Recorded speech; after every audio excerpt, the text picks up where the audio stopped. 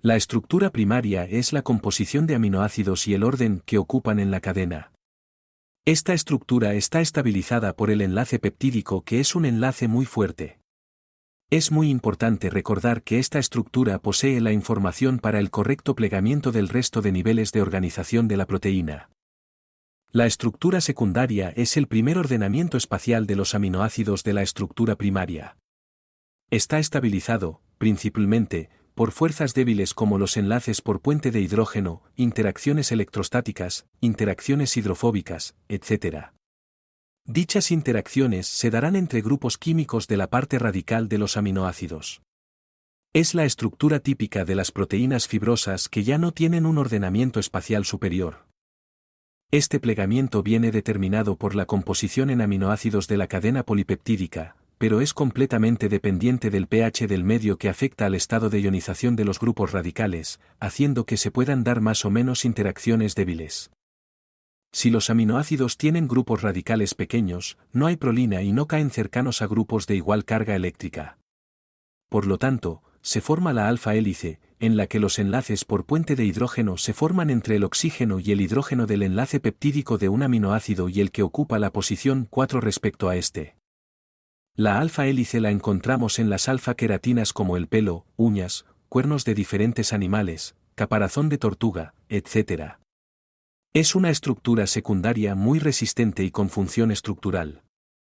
Por ejemplo, en el pelo, las diferentes alfa-hélices se van agrupando y formando diferentes filamentos que finalmente dan lugar a la estructura del pelo. Entre ellas se forman enlaces por puente disulfuro, lo que hace que estas estructuras sean muy resistentes.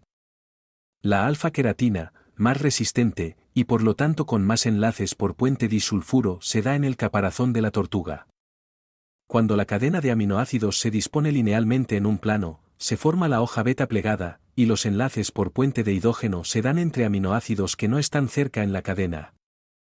Es la estructura típica de las beta-queratinas como la seda y la tela de araña.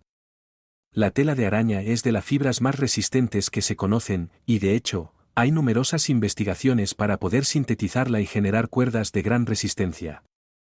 El colágeno se encuentra en huesos, cartílagos y piel, y es otra proteína con estructura secundaria formada por una hélice de 3 cadenas polipeptídicas con mucha prolina e hidroxiprolina.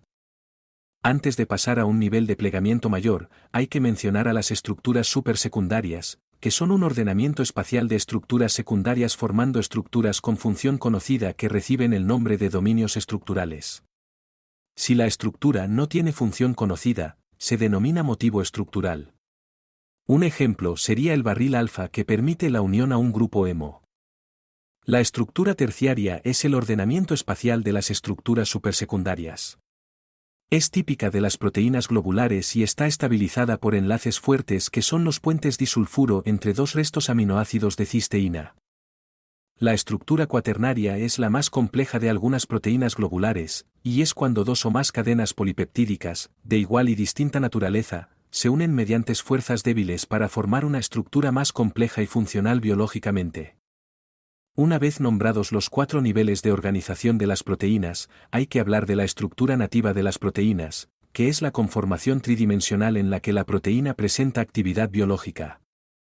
Con la información en composición de aminoácidos de la estructura primaria, la gran mayoría de proteínas alcanza la estructura nativa de manera espontánea mientras se está sintetizando, ya que con las condiciones de pH que hay en la célula, el plegamiento termodinámicamente más estable, coincide con dicha estructura. En algunos casos, esto no es así, y una vez plegada la proteína, para que sea funcional y alcance la estructura nativa, debe ser ayudada por unas proteínas llamadas chaperonas que fuerzan determinados pliegues espaciales. En otros casos, para alcanzar la estructura nativa, las proteínas deben sufrir un proceso de proteólisis de una parte de su secuencia, y adoptar otra conformación distinta a la primera. Esto ocurre por ejemplo con la insulina, en la que una vez plegadas las cadenas A y B y unidas por determinados enlaces por puentes disulfuro, sufren una proteólisis parcial de sus secuencias, que les permite formar un trímero que será la estructura funcional.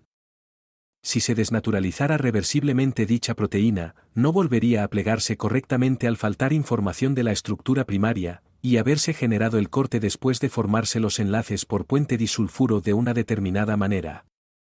Y hablando de la desnaturalización, los agentes desnaturalizantes irreversibles rompen parte de la estructura primaria y no permiten la renaturalización.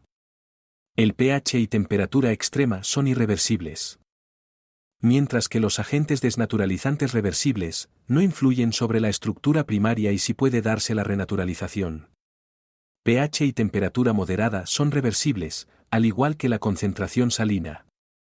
Las URLs de las imágenes utilizadas se muestran a continuación.